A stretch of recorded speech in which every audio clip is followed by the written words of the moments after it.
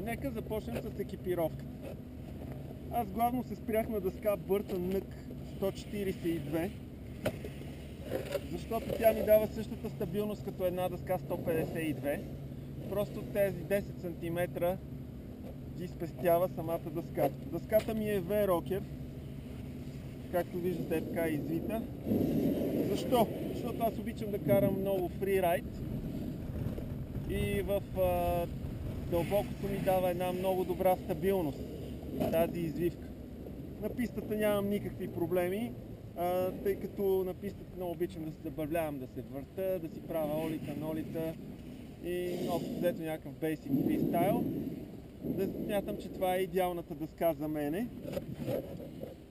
Тя е с синтерна база, усилени ръбове на кантовете, усилени стени.